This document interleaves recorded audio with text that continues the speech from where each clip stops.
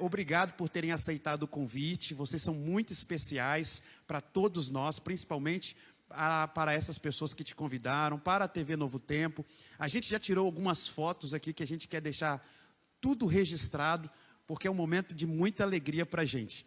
Se você tem a sua Bíblia, a gente vai fazer rapidamente aqui uma introdução, uma recapitulação de algumas coisas básicas da fé cristã. Por exemplo, Bíblia. A palavra Bíblia é uma palavra grega que significa uma coleção de livros pequenos. Bíblia, coleção de livros pequenos. São vários livros, 66 livros. A Bíblia, que é uma coleção de livros pequenos, tem 66 livros. E estes livros, eles foram escritos ao longo de um período de 1.600 anos, por diferentes 40 pessoas. Deixa eu ver se vocês prestaram atenção. Quantos livros tem a Bíblia? Puxa vida, hein? Bons alunos. Quantas pessoas escreveram? Cerca de 40 pessoas, né? Durante quanto tempo mesmo? Está diminuindo agora a intensidade de alguns aí. Nesse período de 1.600 anos, essas diferentes 40 pessoas, elas escreveram esses 66 livros em 3 diferentes idiomas. No Antigo Testamento foi o hebraico e o aramaico. Poucas partes do Antigo Testamento foram escritas em aramaico. Uma partezinha, algumas palavras do livro de Gênesis, bem poucas aparecem em aramaico. Um trechinho do livro de Esdras aparece em aramaico. E a maior proporção em aramaico no Antigo Testamento está no livro do profeta Daniel, do capítulo 2 até o capítulo 7. É a maior proporção em aramaico. O aramaico era uma língua muito comum na Babilônia. Daniel era um hebreu, ele falava hebraico, mas quando os hebreus foram levados para a Babilônia, ele aprendeu a língua aramaica, e parte das profecias que ele escreveu na língua aramaica. Por que na língua aramaica? Porque as profecias do livro do profeta Daniel, elas não eram apenas para os judeus entenderem os planos de Deus, elas eram também para os babilônicos entenderem os planos de Deus, porque as profecias não são para grupos específicos, as profecias são para todas as pessoas que Deus quer salvar. Quantos livros tem a Bíblia? Quantas pessoas escreveram? Quanto tempo? Quantos idiomas? Quais idiomas? Eu sabia que vocês falariam em línguas agora. O primeiro escritor foi Moisés. E o primeiro livro que ele escreveu foi o livro de Jó. Livro de Jó, uma história linda. Quando Moisés conheceu a história de Jó, uma história de sofrimento, né, e obviamente de resgate divino, Moisés estava sofrendo. Ele havia assassinado um egípcio, e além de cometer o assassinato, ele ocultou o cadáver do egípcio. Se fosse hoje, ele pegaria mais de 30 anos de prisão. E aí, fugindo do Egito, ele foi para um deserto, Midian, conheceu ali a sua esposa, toda a família da sua esposa, e conheceu a história de Jó. Uma história linda. E uma história como a de Jó tinha que ser registrada na Bíblia, né? Muito bem. Agora eu não vou fazer o resumo não, tá? Acho que vocês já sabem que são 66 livros, 40 pessoas, 1.600 anos, 3 idiomas, aramaico, hebraico e grego. Vocês já sabem que o primeiro escritor, qual é o nome dele mesmo? E o primeiro livro? Puxa, vocês sabem tudo. Agora eu vou para a última pergunta. Qual o último livro da Bíblia a ser escrito? E agora, hein? E agora? Olha, deixa eu contar para vocês. O último livro da Bíblia a ser escrito provavelmente foi o Evangelho de João, e não o Apocalipse.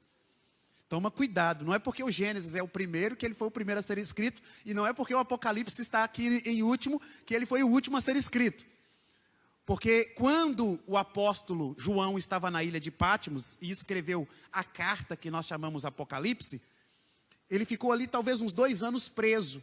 Depois ele foi liberto e foi para a cidade de Éfeso, onde ele escreveu 3 epístolas e escreveu o Evangelho de João e descansou em Jesus Cristo. Mas eu gosto mesmo é do Apocalipse, e hoje nós vamos estudar o Apocalipse. Antes de vocês comerem o caldo, Eu não sei se esse caldo é de mandioca. Eu sou mineiro e eu gosto de comida. Mineiro gosta de comida. Mineiro é hospitaleiro. Toda vez que você for à casa de um mineiro, vão ter duas coisas: chá e biscoito. Mineiro sempre vai ter chá e biscoito em casa. Ele planta folhas, ele planta chás no quintal, já pensando em receber visita. E ele coleciona biscoitos, bolachas, porque ele gosta de receber bem as suas visitas. E eu gosto muito de comer. Lá em Minas a gente come angu com quiabo. Lá em Minas a gente come pão de queijo. E aqui no Rio dizem que vocês comem podrão. Eu ainda não sei o que é. Eu só ouvi falar, mas eu não sei o que é. Tá?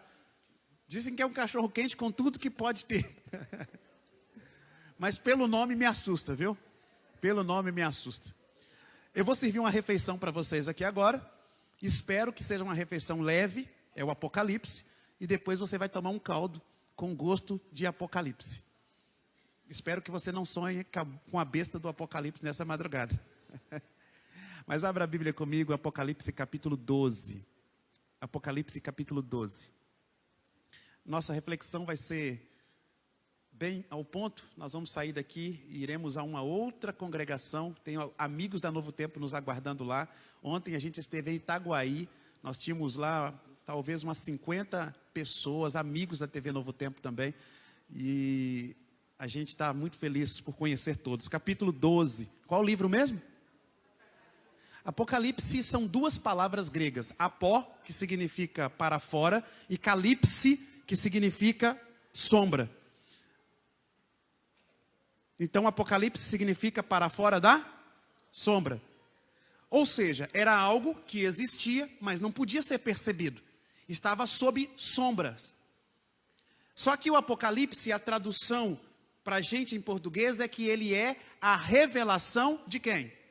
De Jesus Cristo. O que quer dizer isso? Que Jesus estava sob sombras, ele não podia ser visto, ele não podia ser percebido, mas ele foi agora revelado. Para você entender isso muito bem, é só você voltar a sua mente há alguns anos atrás e se lembrar daquele retrato que você fez de 12 poses, 24 poses, 36 poses, e aí você registrou o retrato e levou o filme para o fotógrafo fazer o quê? Ah, já sei a idade de vocês. Menino de 15 anos, 10 anos, não sabe disso. Revelar. E aí, ele te entregava 5 fotografias, o negativo e um monte de fotos queimadas. Tem gente aqui que é da idade do monóculo. Se lembra do monóculo? Monóculo, olha só. Tem gente aqui que é do século passado, hein? Eu também sou do século passado. Gente, revelação é exatamente isso. É algo que já existe, mas não podia ser percebido. E por que a gente não pode perceber Deus? Por que a gente não pode estar face a face, olhando no olho de Deus? Porque a Bíblia fala que os nossos pecados fazem separação entre nós e Deus. E se nós, enquanto pecadores, estivermos na presença de Deus, se não estivermos perdoados, nós vamos ser aniquilados, destruídos. Que perigo pecar, hein? É perigoso o pecado. O pecado, ele é tão perigoso que ele cobra da gente o que a gente não pode pagar. É por isso que o salário do pecado, a gente não consegue pagar pelo pecado, a não ser quando a gente morre. Só existe uma solução para o pecado: a morte. Essa é a única solução para o pecado. É morrer. É assim que se resolve o problema do pecado. Morrer. Com esta solução, eu diria, ninguém quer morrer, né? Eu não quero. Um dia alguém falou para mim assim: eu quero morrer. Me encontrei com uma pessoa, no outro dia ela falou: eu quero morrer. E me encontrei no outro dia: eu quero morrer. Tem gente que quer morrer todo dia. Aí eu falei com ela assim, com a pessoa, falei: olha, um dia eu vou morrer, mas vai ser um dia só. Então os outros dias vamos viver. O dia que chegar, você não tem controle sobre ele, mas você pode ter controle sobre os dias que você vai viver. Vamos viver. E não ter a vergonha de quê? Ah, vocês conhecem a música, né? Gente, a solução para o pecado é a morte. E a Bíblia fala que alguém morreu por causa do pecado em lugar do pecador. Qual o nome dessa pessoa? Então, o problema do pecado já tem solução. A morte de quem? De Jesus. Já tem solução. Se a morte de Jesus é a solução, pare de querer morrer por seus pecados. Porque alguém já fez isso por você. É só você confiar nele, entregar a vida a ele, porque ele nunca perdeu uma batalha. Quer ver? Capítulo 12 de Apocalipse, verso 7. Olha só o que ele fez por nós, e o que ele sempre faz. Verso 7. Capítulo 12 do Apocalipse, verso 7. Fala assim: então começou ou estourou uma guerra em qual lugar? No céu. E tem gente que quer ir para o céu, né? Eu quero. Mas essa guerra foi em qual lugar? No céu. Você está querendo ir para o céu? Teve uma guerra lá, hein? Olha quem lutou. Miguel e os seus anjos lutaram contra quem? O dragão e os anjos do dragão. Preste atenção num detalhe aqui. Preste atenção. Quem é o dragão? É o diabo. O que mais? Que mais? Bora, gente, vamos xingar o diabo aí. É o diabo, é a serpente. O que mais? Qual é o nome do bicho? Satanás. O que mais? O enganador, o inimigo. O que mais? Sedutor. Serpente. O que mais? Ladrão. O que mais? O lobo, mentiroso. O que mais? Agora você falou com raiva, hein? É isso aí. O mentiroso. É isso aí. O que mais? Lá em Minas a gente fala que ele é o cão. E ainda chupa manga. Mas não é Palmer, não. Que a manga Palmer é boa, né? Veja, se aqui está falando que esse indivíduo, esse ser, está chamando esse ser de dragão, a gente sabe pela Bíblia que ele não nasceu como um dragão. Ele foi criado como um anjo. Daqui a pouco a gente vai ler um verso que fala sobre isso. Ele foi criado como um anjo. Então, dragão não é um nome próprio. Eu não conheço ninguém que o nome é dragão. Dragão da Silva. Não conheço ninguém com o nome de dragão. Dragão não é um nome próprio. Dragão é um título conferido a alguém que tem características destrutivas. Que tem características de uma estética horripilante. Então, dragão não é um nome, é um título. E aqui você começa a entender que Miguel também não é um nome. Miguel é um título que confere qualidade a alguém. Sabe o que significa a palavra Miguel no hebraico? Significa aquele que é semelhante a Deus. Esse é o significado de Miguel. Aquele que é semelhante a Deus. E todas as vezes que a Bíblia retrata a pessoa de Miguel, Miguel sempre está brigando com o diabo. Miguel sempre está lutando contra o inimigo, contra Satanás. Miguel sempre está numa batalha, lutando contra Satanás, para resgatar das garras de Satanás, das garras do dragão, aqueles que são os filhos de Deus. E aqui você encontra no céu o cenário de uma guerra em que Miguel, aquele que é semelhante a Deus, está lutando contra o dragão, aquele ser que agora está caracterizado como um ser horripilante.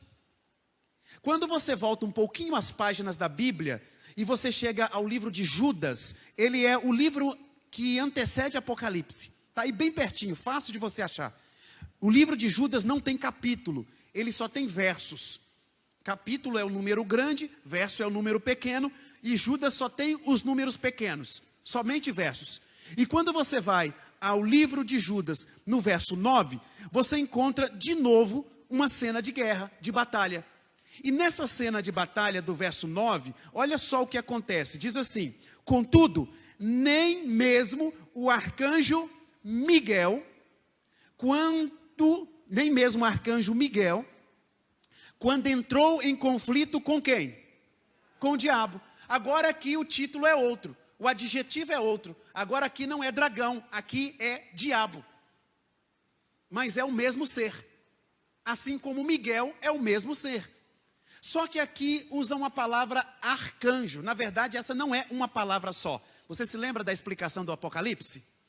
que o Apocalipse são duas palavras gregas, que são somadas e traduzidas como revelação, mas é apó, para fora, e calipse, sombra.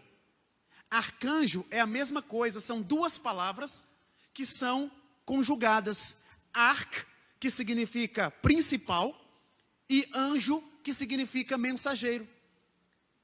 Na Bíblia, anjo nem sempre é um ser que habita lá com Deus, é um ser celestial. Muitas vezes na Bíblia, anjo é um mensageiro. Vou dar um exemplo. Você está passando por um problema muito difícil, de repente é uma situação financeira, você não sabe o que fazer para pagar uma dívida, e alguém aparece e fala assim: olha, eu vim trazer para você um dinheiro, um presente para você. E aí você pega, abraça aquela pessoa, pega o dinheiro e fala assim: nossa, você foi um anjo na minha vida. É um ser humano, mas você atribui a ele o status de um mensageiro de Deus. Alguém que trouxe uma mensagem positiva para você. Já ouviram esse termo alguma vez? Já falaram esse termo alguma vez? Quando a gente olha aqui a Bíblia falando que Miguel é arcanjo, você tem que entender essas duas palavras. Principal, arc, e anjo, ou angelos em grego, que significa mensageiro. No português a gente tem algumas palavras que nos ajudam a entender. Por exemplo, o fulano é o meu arqui-inimigo. O que eu quero dizer com isso? Que ele é o meu principal, o quê? Inimigo. Meu principal inimigo. Então, se eu estou dizendo que ele é um arcanjo, este não é um anjo, mas ele é o principal mensageiro. E o principal mensageiro de Deus, de acordo com a tradução do nome Miguel, é aquele que se parece com quem? Com Deus. Vocês estão entendendo? Está entendendo? Está entendendo? Então, o principal mensageiro de Deus é aquele que se parece com quem? Com Deus. Agora vão comigo, caminhem comigo a um livro da Bíblia, lá no Antigo Testamento. Está no livro do profeta Isaías. O livro do profeta Isaías, lá no Antigo Testamento. O capítulo é o 14. Este é um livro extraordinário que a gente tem na Bíblia, no Antigo Testamento. Capítulo 14 do livro do profeta Isaías. Olha só o que é descrito aqui sobre a figura do diabo.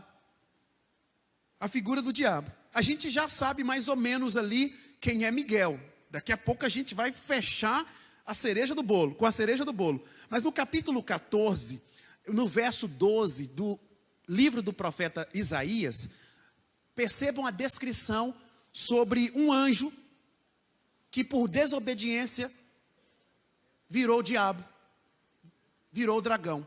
Diz assim, capítulo 14, verso 12. Todo mundo achou? Posso ler? Posso ler? Então vamos lá.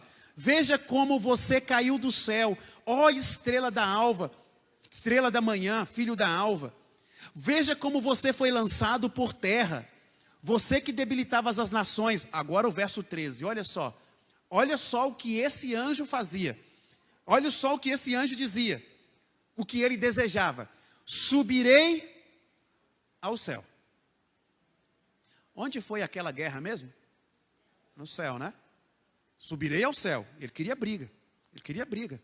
Ele não era fácil não, viu? Queria briga. Você conhece gente assim? Que arruma briga por qualquer motivo. Você olhou para ela, o que você está olhando para mim? Você falou alguma coisa, por que você está falando grosso? Você não falou nada, por que você não falou nada? Conhece gente assim? Esse anjo aqui, ele se desequilibrou, e aí no desequilíbrio ele falou assim: vou subir ao céu e vou exaltar o meu trono. Como assim? Exaltar o meu trono? Quem tem trono no céu? Deus. Agora ele queria subir e ele queria exaltar o trono dele. Ele queria assentar-se no trono de Deus. Olha o que mais ele fala. Eu exaltarei o meu trono acima das estrelas. Em uma profecia, e lá em Apocalipse capítulo 1, verso 20, a gente vai ter essa comprovação. Em uma profecia, estrela ou estrelas são sinônimos ou símbolos de anjos. Estrelas são símbolos de anjos na profecia. Então ele queria subir no céu ao céu, ele queria sentar-se no trono, porque ele queria estar acima dos anjos. Olha o que mais ele diz: e me assentarei no monte da congregação. Sabe o que é uma congregação? É um grupo de seres que se reúnem para adorar a Deus. Uma congregação é o que a gente é aqui agora. Nós nos reunimos para adorarmos a Deus. O que ele queria fazer? Ele queria assentar-se no trono de Deus, ele queria estar acima dos anjos, e ele queria que os anjos prestassem culto a ele. Ele queria que os anjos o adorassem. Ele queria ser exaltado, ele queria ser uma figura que somente Deus era no céu. E ele desejava algo mais, verso 14. Olha o versinho 14. Subirei acima das mais altas, o quê? Outro detalhe, olha quanta coisa hoje você está aprendendo. Esta é a primeira aula, eu combinei aqui com o meu amigo pastor e a equipe dessa igreja, que esta é a primeira aula de um curso que eles vão ofertar para vocês. E durante a semana a equipe vai fazer contato com vocês para marcarem o melhor dia e o melhor horário para vocês continuarem esse curso. E aí, se vocês fizerem o curso bonitinho, direitinho, bem, olha só, hein, combinado, hein? Aí eu venho para a formatura, tá bom? A gente volta aqui para a formatura, a gente faz uma festa aqui de formatura com vocês. E é um curso muito rápido, são 13 aulas. Uma aula por semana, com 2 meses você já participa da formatura, ganha o seu certificado e poderá sair por aí ensinando o Apocalipse para quem você quiser. Agora, voltando para esse verso, ele queria estar acima das mais altas, nuvens. Você já ouviu alguma matéria de jornal dizendo assim: uma nuvem de gafanhotos foi em direção à lavoura? Já ouviram isso? Uma nuvem de areia está indo em direção a tal... Já ouviram isso? Então, nuvem nem sempre quer dizer esse céu que a gente vê. Você já ouviu dizer que na Bíblia Jesus virá nas nuvens, com as nuvens, ou nas nuvens? Já ouviu falar? Nuvens em profecias também significam anjos. Então Jesus virá nas nuvens. Ou seja, os anjos vão fazer um cordão de proteção e a gente vai ver como se fosse uma nuvem, mas na realidade não é uma nuvem atmosférica, é uma nuvem que é um grupo de anjos, e à medida que eles se aproximarem, aquele grupo será mais visível para a gente. Só que aqui ele está dizendo que ele queria subir ou estar acima das mais altas o quê? Nuvens. Aqui ele está falando de hierarquia. No céu tem hierarquia, tem organização. Tem diversos tipos de hostes angelicais no céu. Tem anjos serafins e tem também anjos querubins. Sabia que existem no céu anjos que são relatores? Eles registram coisas que acontecem aqui na terra em livros que estão lá no céu, na biblioteca do céu. Você sabia que você tem um anjo da guarda que te protege? Então, os anjos, eles são escalados por funções diferentes, e nessa organização, os anjos servem a Deus, e tem anjo que serve outro anjo no sentido de função, e não no sentido de adoração. Neste caso aqui, ele queria estar acima das mais altas nuvens, ou seja, ele olhou os anjos que tinham a hierarquia mais alta, e ele pensou assim: eu estarei acima da mais alta hierarquia do céu. Não, eu não quero ser apenas o funcionário, eu quero ser o dono da empresa.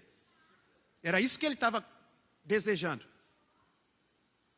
E agora, nesse desejo dele, ele queria estar acima dos mais altos anjos, mas para ele estar acima, ele tinha que se parecer com Deus, porque só Deus estava acima dos anjos.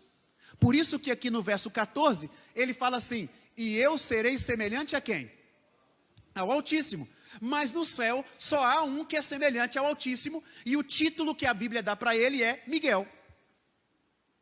Miguel é semelhante ao Altíssimo lá no céu. Mas quem queria ser semelhante ao Altíssimo? O anjo. Para o anjo ser semelhante ao Altíssimo, ele tinha que tirar Miguel do céu.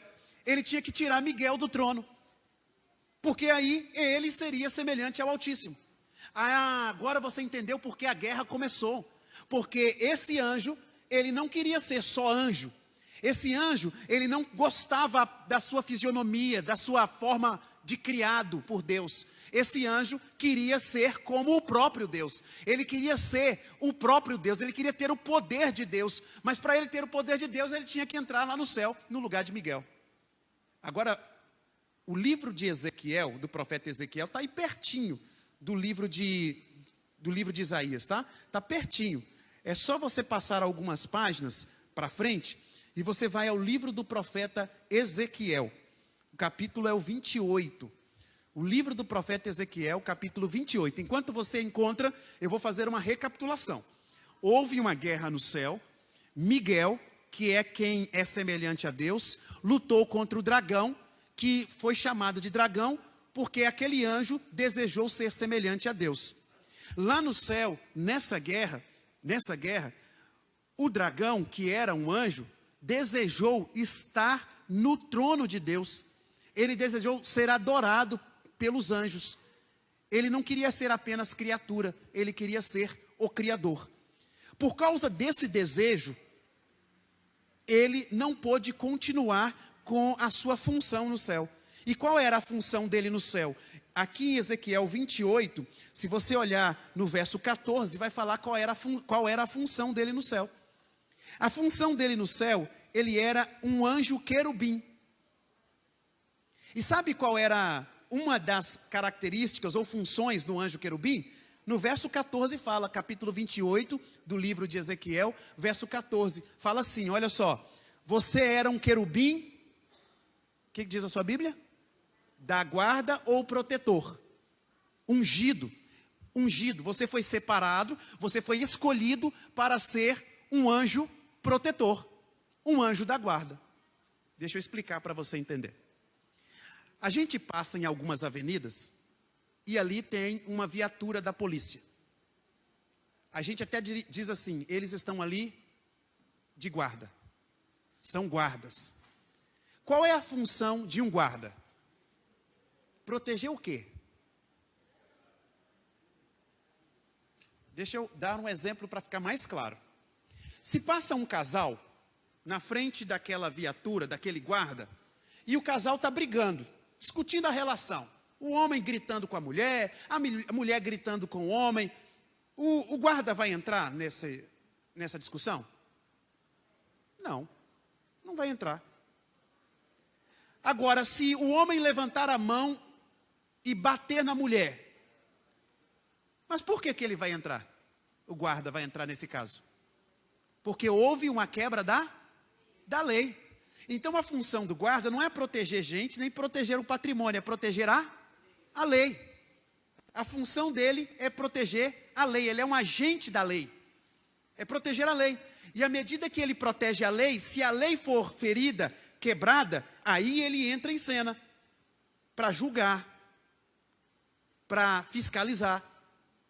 Nesse sentido, quando você olha a função desse anjo querubim, ele era um protetor do que no céu? Da lei. Ele era um guarda do que? Da lei. A função do anjo querubim era fazer com que a lei de Deus fosse conhecida por todo mundo, e fosse obedecida por todo mundo, e fosse seguida por todo mundo. A função do anjo querubim era fazer com que a lei de Deus, ela fosse espalhada por todos os lugares onde Deus tinha seres que ele havia criado. Ele era como que um governador, um prefeito, um presidente, que tem a função de fazer com que a Constituição, ela seja vivida, ela seja executada, ela seja obedecida. Então a função desse anjo, abaixo de Deus, ele era o representante de Deus. Ele era o embaixador de Deus. Ele era o representante do caráter de Deus, porque a lei de Deus é a expressão do próprio caráter. Onde o anjo querubim ia, era como se o próprio Deus tivesse chegado, porque a autoridade de Deus estava sobre ele. Mas a Bíblia fala da existência de muitos querubins, não apenas esse. Esse anjo era um dos querubins, mas ele não queria ser um dos querubins, ele queria estar acima dos querubins, mas no céu, o único que está acima dos querubins é Deus. Ele deveria guardar a lei? Ele era o maior conhecedor da lei, mas ele quebrou a lei. E a Bíblia chama aqui, em Ezequiel capítulo 28, se você for ao final do verso 15, aqui fala que ele era perfeito, desde o dia em que ele foi criado, até que se achou no coração dele o quê? Iniquidade é pecado. E de acordo com a Bíblia, em 1 João capítulo 3, verso 4, pecado é a transgressão da... Então o pecado começou no céu ou na terra? Pecado começou no céu. Se o pecado começou no céu, você existia ou não? Então o pecado é problema seu ou problema de Deus? A solução, quem dá? É você ou Deus? Se o pecado começou no céu, a solução para o pecado está na terra ou está no céu? Jesus está onde agora? Fazendo o que por nós? A gente confessa a Ele os nossos pecados, Ele está no céu, e lá no céu, Ele conversa com o Pai, e aí, em nome de Jesus, o Pai perdoa a gente. Se você quiser resolver os problemas dos seus pecados, você precisa entrar no céu e não na igreja. Igreja não salva ninguém.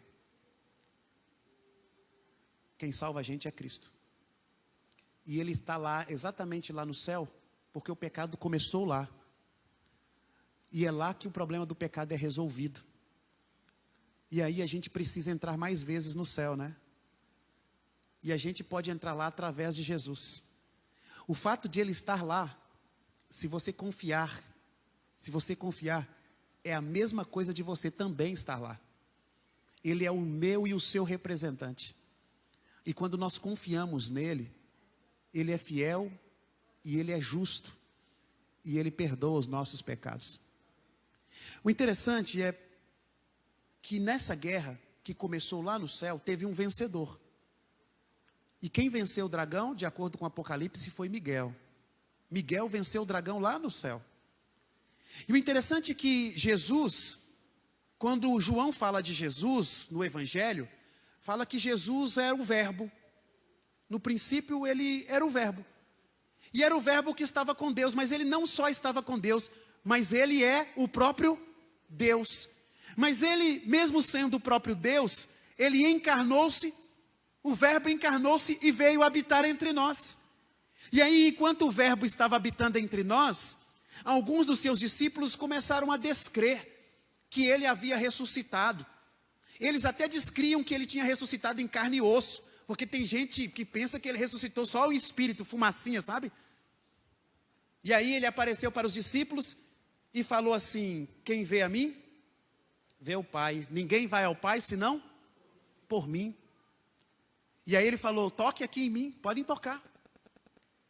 Quando Jesus andou aqui, ele falou: eu sou semelhante ao Altíssimo. Quando Jesus veio aqui como palavra de Deus, ele veio como o principal mensageiro de Deus. A gente gosta de Moisés, a gente gosta de Davi, a gente gosta de Elias, a gente gosta de Isaías. Mas Elias falou sobre Jesus, Moisés sobre Jesus, Davi sobre Jesus, e Jesus Cristo, ele veio falar sobre quem ele mesmo é.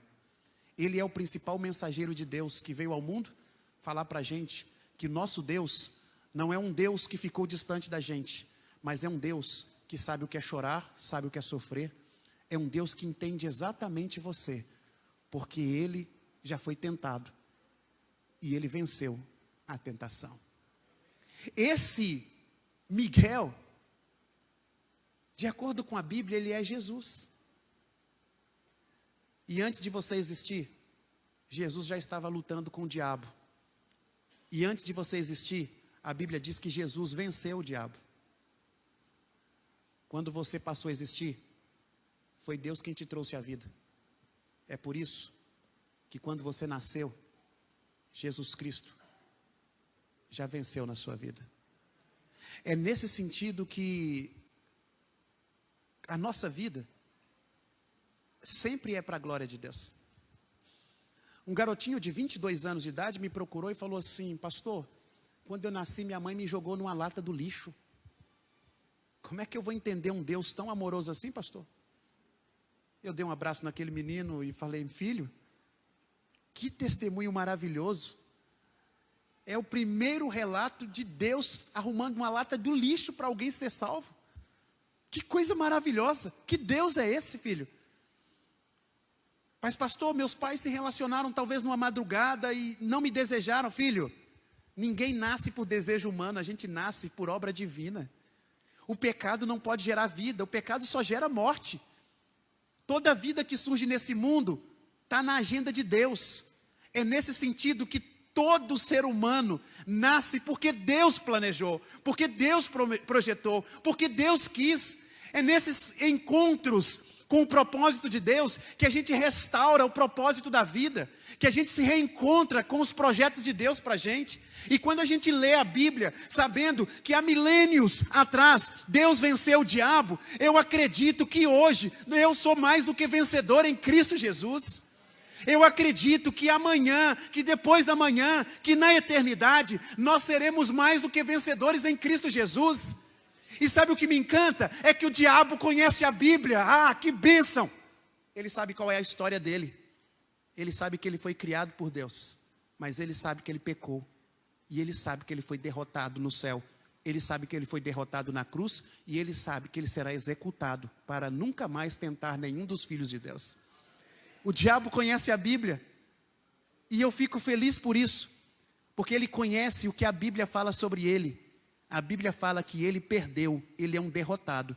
E quando a Bíblia fala que nós, em Cristo Jesus, resistimos ao diabo, o diabo foge da gente. Nesta noite, a mensagem para a gente é que a vitória aconteceu primeiro lá no céu. E eu quero ir para lá, porque o céu é um lugar de vitória. A mensagem para a gente nessa noite é que quebrar os mandamentos de Deus não vai nos fazer semelhantes a Ele. Quebrar os mandamentos de Deus nos fará semelhantes ao diabo. O pecado faz a gente se parecer com o diabo. O diabo é o pai da mentira. E tem gente que todo dia dá para ele um feliz dia dos pais, com as inúmeras mentiras que têm sido contadas por aí. Esta é a história do Nivaldo. Eu encontrei o Nivaldo, ele estava na frente de uma igreja. Ele pediu comida para a gente. A gente deu comida para ele, eu estava com uma amiga, ela estava com o filhinho dela. E aí ela falou assim para mim, ela não era da Igreja Adventista do Sétimo Dia, mas ela era telespectadora da Novo Tempo, por isso que nós fizemos amizade. E ela falou assim: pastor, a gente deu comida para aquele moço ali, e eu até gostaria de frequentar a sua igreja, mas eu queria saber se a sua igreja é capaz de fazer algo mais do que dar comida. Porque dar comida, pastor, até o governo dá. Mas aquela ali é uma vida que precisa ser restaurada, precisa ser resgatada. E aí, diante daquele teste, ela falou assim: pastor, eu assisto a TV Novo Tempo e vejo tantas coisas lindas que vocês fazem, e eu queria saber se aquilo é verdade ou se é somente coisa de televisão. E aí eu falei para ela: eu vou mostrar para você. Nós voltamos e chegamos ao Nivaldo. O apelido do Nivaldo era Indião. Chegamos a ele e falei: Nivaldo, conta para a gente um pouquinho da sua história. E aí ele falou que 7 anos antes de ser encontrado ali por nós, ele brigou com a esposa, uma briga muito séria. Ele perdeu a cabeça, saiu de casa, começou a beber, começou a usar diversos tipos de drogas e não voltou mais para casa. Ele abandonou a família, a esposa e uma filhinha de 7 anos de idade em São Paulo, foi para o interior de Minas Gerais, onde nós o encontramos, e ali o Nivaldo morava nas ruas, sobrevivia de esmolas, pedindo. E aí eu falei: Nivaldo, você quer restauração de vida? Você quer solução para a sua vida? E ele falou: eu aceito, eu quero. Então nós pegamos o Nivaldo e levamos até uma clínica de recuperação para dependentes químicos. Era uma clínica espírita. E não há nenhuma dificuldade nisso, porque aquelas pessoas são eram tão amáveis e tinham um propósito tão maravilhoso que a gente criou uma amizade linda durante o período em que o Nivaldo esteve ali. E quando o Nivaldo chegou lá, eu falei, Nivaldo, eu vou te dar um presente, vou te dar uma Bíblia. E eu dei uma Bíblia para ele. E eu nunca vou me esquecer que ele pegou a Bíblia, colocou assim, e abraçou a Bíblia, e falou assim, pastor, eu vou ler todos os dias. A gente até desconfia, né, quando alguém com esta história fala isso para a gente, né? A gente desconfia de tanta gente, hoje em dia com tantas mentiras, a gente vai confiar que alguém vai ler a Bíblia todos os dias. Mas 15 dias eu voltei. 15 dias depois, ao entrar pelo portão, ele veio correndo e falou assim, pastor, a Bíblia, eu estou lendo todos os dias a Bíblia e ela está transformando a minha vida. Ele ainda estava com um odor de álcool exalando do corpo, odor de cigarro. E aí eu fui embora depois daquela visita, voltei 15 dias depois e o Nivaldo veio de novo correndo, pastor, a palavra está transformando a minha vida. E pastor, quero te contar algo mais. E aí ele me levou a um galpão com os 90 residentes daquela clínica. O Nivaldo estava estudando a Bíblia com eles. E o Nivaldo falou assim, pastor, os meus amigos estão estudando a Bíblia. E eles querem que você ensine a palavra para eles. E pastor, todos eles querem ser batizados. Porque eles querem outra vida, eles querem transformação de vida, eles querem renovação de vida. A gente conversou um pouco mais. Um outro dia eu conto o restante da história para vocês. Vou contar só a do Nivaldo. Mas a Bíblia transformou a vida do Nivaldo. Pode passar. A Bíblia transformou a vida do Nivaldo. Volta antes da Bíblia, depois da Bíblia. Antes da Bíblia, depois da Bíblia. Antes, depois. Querem que eu tire uma foto de vocês antes da Bíblia? No dia que o Nivaldo entregou a vida a Jesus e quis declarar publicamente, sendo batizado, a gente levou a filha dele. Já tinha 14 anos a garotinha. Porque quando a palavra de Deus entra na vida da gente, ela restaura a nossa relação com Deus e restaura a nossa família também. Deus não faz a obra pela metade. Ele destruiu o diabo no céu e ele veio atrás do diabo na terra e esmagou a cabeça da serpente. Deus faz obras completas. Se Ele começou alguma coisa na sua vida, pode ficar tranquila, pode ficar tranquila. Já já Ele vai terminar. Porque Deus sempre termina o que Ele começa. E hoje talvez seja o começo, talvez seja o início, mas Deus vai terminar. Se você permitir, Ele vai terminar. E o final, sempre é assim: viveram felizes para todos sempre. Esse é o final da sua história com Deus. O Kelvin vai cantar e eu vou fazer uma oração e pedir que Deus continue insistindo com você, para que essa obra que Ele começou agora, um curso bíblico, você consiga terminar daqui 13 semanas. Ele começou, Ele vai terminar. E quando Ele terminar, você vai dizer assim: Deus, comece outra obra, porque eu quero mais. Eu não quero parar, eu quero mais e mais e mais. E Deus tem mais para te dar. Pode cantar, Kelvin. Lá em casa, quando a gente está muito feliz, a gente tira fotos. A gente não tira foto dos momentos em que a gente está chorando. A gente não tira foto em velório. A gente tira foto quando a gente está feliz, né? Eu estou feliz. E você? Eu posso tirar uma foto da gente? Pode ser? Então eu vou tirar uma foto nossa. E no final eu vou fazer uma oração. E nessa oração eu vou pedir Deus para que pegue essa fotografia da gente, amplie e coloque lá no mural do céu. Para que quando o nosso anjo da guarda passar, quando os anjos passarem por ali, eles falem assim: eu estive lá com eles. Eles são gente boa e a gente vai trazer todos eles para cá. Vamos lá? Continuem abraçadinhos aí. Olha só. Muito bem. Deixa eu orar por vocês. Ó Jesus, obrigado pela festa que o Senhor tem preparado para a gente. Obrigado por esse banquete que a sua palavra nos serviu nessa noite. Obrigado pela certeza que a gente é vitorioso em Cristo Jesus. A gente te agradece pela amizade, pelos sorrisos aqui expressados. O Senhor é responsável por esses sorrisos. É só o Senhor que faz a gente sorrir assim, com tranquilidade, com honestidade, com verdade, por amizade. Deus, a gente sabe que o Senhor criou cada um de forma singular, especial. E que o Senhor faça a gente acreditar todos os dias que a gente se parece contigo quando a gente está em Cristo Jesus. A gente não quer ser o que o Senhor é. A gente só quer ser o que o Senhor criou para sermos. A gente está feliz em ser filho e filha do Senhor. Eu estendo a minha mão, Deus, e desejo e peço que o Senhor te abençoe e te guarde. Que Deus abençoe sua família. Que Deus abençoe seu casamento. Se precisar, que Deus restaure o seu casamento. Que Deus abençoe seus filhos, os que estão aqui, os que estão longe, os que estão fora dos caminhos da graça. Que Deus traga seus filhos de volta para o abraço de Jesus.